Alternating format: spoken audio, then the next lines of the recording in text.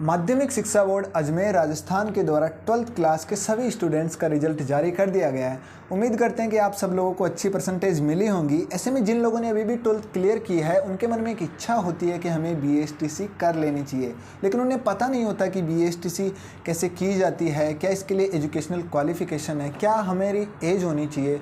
तो इन्हीं सब बातों को लेकर के आज की इस वीडियो में हम लोग डिटेल से डिस्कस करने वाले हैं। सो हेलो गाइज, स्वागत है आपका एक और कमाल के वीडियोज़ में। हमारे YouTube चैनल लोकमी स्टडीज़ पर मैं आपका एक बार फिर से स्वागत करता हूं। इस वीडियो के लास्ट तक आपको बने रहना है। BSTC से संबंधित कोई भी डाउट आपके मन में ये वीडियो देखने के बाद में नहीं रहेगा। हम लोग इस वीडियो में डिस्कस करने वाले हैं कि क्या इसकी एजुकेशनल क्वालिफिकेशन है, आवेदन शुल्क आपको कितना देना होगा, आपकी आयु सीमा क्या होनी चाहिए, एग्ज़ाम पैटर्न, उसके अलावा इसका सिलेबस भी हम लोग इस वीडियो में डिस्कस करने वाले हैं। कब तक इसके फॉर्म स्टार्ट होंगे और लगभग कब तक इसकी एग्ज़ाम हो सकती है, क्योंकि अभी तक ऑफिशियल नोटिफिकेशन जो है वो जारी नहीं हुआ है। ऐसे में आपके जितने भी डाउट्स हैं वो इस वीडियो में क्लियर हो जाएंगे। देखिए, पहले तो बात करते हैं कि BSTC होती क्या है। BSTC की फुल फॉर्म होती है बेसिक स्कूल टीचिंग सर्टिफिकेट। आजकल इसी BSTC को DELED के नाम से जाने लगा है। DELED का मतलब होता है दोस्तों डिप्लोमा इन एलिमेंट्री एजुकेशन। आजकल इसका नाम जो है वो बदल दिया गया है। राजस्थान में आप कहीं पर भी देखेंगे इसकी जो सर्टिफिकेट है उन पर DELED ही आपको देखने को मिलेगा। उसके अलावा इसकी जो ऑफिशियल वेबसाइट है वो भी DELED के नाम से ही होगी। आपको उसको बार बार विजिट करते रहना, वहीं पर आपको ऑफिशियल जो नोटिफिकेशन है वो देखने को मिलेगा।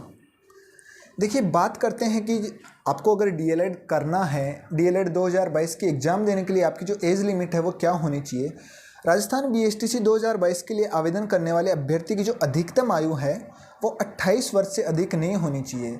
देखिए, जनरली 28 साल से ज़्यादा का कोई 12th क्लास करता भी नहीं है, लेकिन अगर आप 28 साल से ऊपर है तो आप इस एग्ज़ाम में बैठ नहीं सकते हैं। लेकिन विधवा है, अगर तलाकशुदा है, परित्यक्ता महिला है, राजकीय सेवा में सेवारत शिक्षकों के लिए आयु सीमा में कोई बंधन नहीं है। उसके अलावा भी आपके OBC SC ST में जो राज्य सरकार के नियम है उनके अनुसार जो भी छूट प्रदान की जाती है वो छूट आपको प्रदान की जाएगी। अगर बात करें इसकी एप्लीकेशन फ़ीस की तो दोस्तों आप किसी भी कैटेगरी से बिलोंग करते हो, OBC, जनरल, SC ST, कोई मायने नहीं रखता है। आपसे 400 रुपये जो है वो फॉर्म के लिए जाते हैं। हर साल यही पैटर्न रहता है, इस साल भी यही रहने वाला है।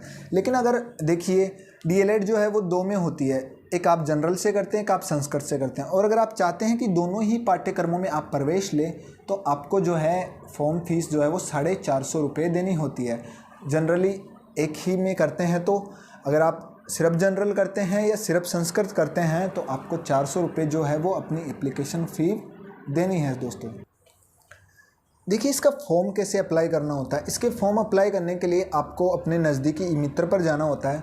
इसमें ऑफलाइन फॉर्म सबमिट करने का कोई भी ऑप्शन नहीं होता है। आपको ई-मित्र से ही जो है अपना चालान कटवाना होता है और उसके बाद में ऑनलाइन ही आपको आवेदन करना होता है। इसका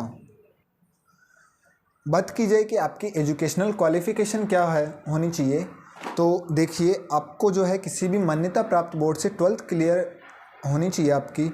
और 12th में जो है सामान्य वर्ग के जो भी अभ्यर्थी है उनकी 50% जो है वो बननी चाहिए। उसके अलावा जो अनुसूचित जाति या अनुसूचित जनजाति वर्ग के जो भी लोग आते हैं उनकी 45% होनी चाहिए। OBC, विकलांग या सामान्य वर्ग की विधवा या फिर परित्यक्ता महिलाएं जो हैं उनके लिए भी 45% यहाँ पर रखी गई है। आप अपनी कैटेगरी वाइज परसेंटेज देख सकते हैं। अगर एक नॉर्मल तरीके से बताऊं तो जनरल के जो भी बच्चे हैं उनको 50% चाहिए और बाकी के जितने भी लोग हैं अगर उनकी 45% 12th क्लास में बनी है तो वो लोग राजस्थान DELED जो 2022 है उसका फॉर्म फिल कर सकते हैं। बात की जाए कि BSTC का जो आपका एग्ज़ाम पैटर्न है वो किस प्रकार से रहता है।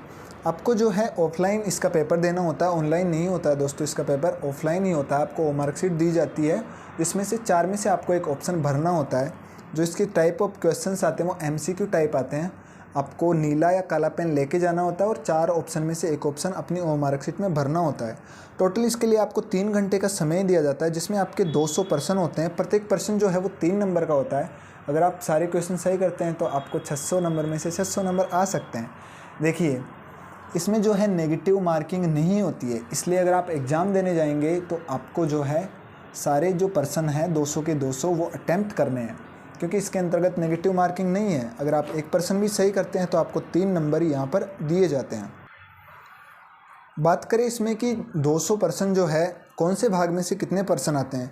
सबसे पहले आपका जो खंड ए आएगा, जिसमें आएगी आपकी मानसिक योग्यता, मतलब आपकी रीजनिंग आती है, जो कि जिसके जो पर्सन है वो 50 होते हैं और प्रत्येक पर्सन का 3 नंबर है, मतलब टोटल 150 अंकों की आपकी रीजनिंग होती है। उसके अलावा राजस्थान जी के आता है जो कि 50% वही है और उसके भी आपके 150 नंबर आपको दिए जाते हैं। उसके अलावा शिक्षण अभिक्षमता आती है, वही 50% है और 150 नंबर के आते हैं। इसके अलावा इंग्लिश के जो है 20% आते हैं और 60 नंबर की टोटल जो है इंग्लिश आती है। संस्कृत या हिंदी में से आपको एक चूज करनी होती है। अगर मान लीजिए आपने हिंदी चूज किया है तो आपके 30% हिंदी के आएंगे और अगर आपने संस्कृत चूज की है तो आपके 30% संस्कृत के आएंगे। तो इस प्रकार से 30 गुणा 3 90 नंबर की जो है आपकी हिंदी होने वाली है और 60 नंबर की आपकी अंग्रेजी होने वाली है। तो टोटल कुल मिलाकर के 200% होने वाले हैं और टोटल नंबर कितने हो गए 600। बात करें इसका जो सिलेबस है वो क्या रहने वाला है, तो देखिए सबसे पहला पार्ट इसका क्या रहा, मेंटल एबिलिटी, मानसिक योग्यता। इसमें आपको टोटल 50% देखने को मिलेंगे, जिसके अंतर्गत सबसे पहला आपको रीजनिंग पढ़नी होगी, तार्किक योग्यता। उसके अलावा एनालॉजी, मतलब दो वस्तुओं की आंशिक समानता या समरूपता, डिस्क्रिमिनेशन विभेदीकरण, रिलेशनशिप संबंधता, एनालिसिस विश्लेषण जिसको बोलते हैं। इसके साथ ही आपको लॉजिकल थिंकिंग, तार्किक चिंतन भी आना अनिवार्य है। तो ये आपका जो है खंड ए जो होगा, पार्ट ए आप जिसको बोल सकते हो, उसका सिलेबस रहने वाला है। पार्ट बी में जो है वो आपकी राजस्थान जीके आएगी, जिसके अंतर्गत आपको राजस्थान का हिस्टोरिकल एस्पेक्ट, राजस्थान की जो इतिहास है वो आपको आना चाहिए। उसके अलावा राजस्थान के राजनीतिक पक्ष आना चाहिए। कला, संस्कृति और इतिहास, साहित्य, ये जो है ये भी आपको आना चाहिए। उसके अलावा राजस्थान की इकोनॉमी, राजस्थान की जियोग्राफी, राजस्थान में लोगों का लोक जीवन कैसा है, वो सोशल जो मुद्दे हैं, सामाजिक पक्ष, वो भी आने चाहिए। इसके साथ ही आपको पर्यटन से भी कुछ सवाल पूछे जाते हैं, राजस्थान की जनसंख्या वगैरह, सारी जो टॉपिक्स हैं, टॉपिक वाइज भी अगर आप चाहते हैं कि सिलेबस डाला जाए तो आप नीचे कमेंट करके बता सकते हैं। टॉपिक वाइज भी हम लोग जो है वो सिलेबस प्रोवाइड करवा देंगे।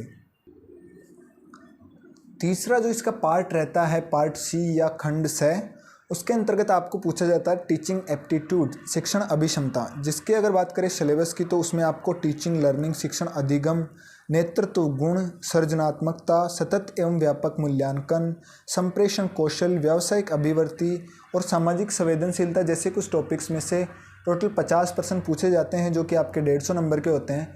शिक्षण अभिक्षमता में देखिए जो पर्सन होते हैं उनके अंक निश्चित किए जाते हैं। अगर आप सबसे सही पर्सन जवाब देते हैं तो आपको 3 नंबर, उससे कम अगर कम सही जवाब देते तो 2 नंबर, फिर 1 नंबर, फिर 0 नंबर, ऐसे उसमें डिसाइड किया जाता है। ऐसे एक जो फिक्स उसका कोई आंसर नहीं होता है। अगर बात करें खंड द जो आता है चौथा भाग, उसमें भी टोटल 50% होते हैं, जिसमें से इंग्लिश के 20% जो है वो आपके करने अनिवार्य होते हैं, कंपलसरी होते हैं सभी के लिए। इंग्लिश के सिलेबस की बात की जाए तो comprehension, narration, spotting errors, prepositions, articles, connectives, correction of sentences, kind of sentences, sentence completion, tense, vocabulary, synonyms, antonyms, one word substitution, spelling errors, ऐसे ही कुछ टॉपिक्स में से जो है आपको क्वेश्चंस देखने को मिलते हैं। उसके साथ अगर आप इंग्लिश के साथ में हिंदी अगर लेते हैं तो हिंदी का जो सिलेबस है वो कुछ इस प्रकार से है। शब्द ज्ञान आपको होना चाहिए, जिसके अंतर्गत पर्यायवाची शब्द, विलोम शब्द, युग्म शब्द, वाक्य विचार, उसके अलावा शुद्धिकरण, शब्द शुद्धि और वाक्य शुद्धि दोनों इसके अंतर्गत आते हैं। मुहावरे और कहावतें भी आती है, संधि, समास, उपसर्ग, प्रत्यय, वाक्यांश के लिए एक सार्थक शब्द, ऐसे कुछ टॉपिक से जो है आपको क्वेश्चन पूछे जाते हैं। लेकिन अगर आप इंग्लिश के साथ में संस्कृत चूज करते हैं तो आपको जो है स्वर, संस्कृत के स्वर, व्यंजन, उनके उच्चारण स्थान भी आपसे पूछे जाते हैं। शब्द रूप, जिसके अंतर्गत अकारांत पुल्लिंग, अकारांत स्त्रीलिंग, नपुंसकलिंग, धातु रूप, जिसके अंतर्गत लट लकार, लोट लकार, लंग लकार, विधि लिंग लिकार, ऐसे ही उसके अलावा उपसर्ग एवं प्रत्यय, संधि किस किस की, स्वर, व्यंजन और विसर्ग संधि, तीनों संधि आपसे पूछी जाती है। उसके अलावा समास, लिंग एवं वचन, ऐसे ही कुछ टॉपिक से जो है आपको टोटल पर्सन पूछे जाते हैं। देखिए लगभग जून जो है इसके अंतिम सप्ताह तक हो सकता है कि आपके जो डीएलएड हैं उसके फॉर्म्स जो है वो भरने स्टार्ट हो जाए। जब भी फॉर्म स्टार्ट होंगे हमारे चैनल पर आपको अपडेट मिल जाएगी। और अगर जून के लास्ट में अगर इसके फॉर्म भरे जाते हैं तो हो सकता है कि अगस्त तक आपकी जो है एग्ज़ाम ले ली जाए। फॉर्म भरने के 1.5 से 2 महीने के लगभग में ही एग्ज़ाम जो है आपकी ले ली जाती है। तो आपको जल्दी से जल्दी जो है अपनी तैयारी शुरू कर देनी है।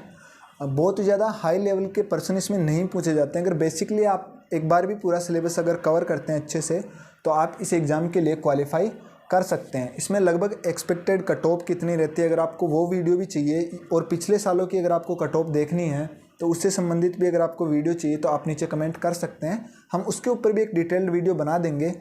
और अगर टॉपिक वाइज सिलेबस चाहिए तो उसके लिए भी आप नीचे कमेंट कर सकते हैं। ऐसी ही और अपडेट के लिए हमारे यूट्यूब चैनल को सब्सक्राइब करें। Thank you.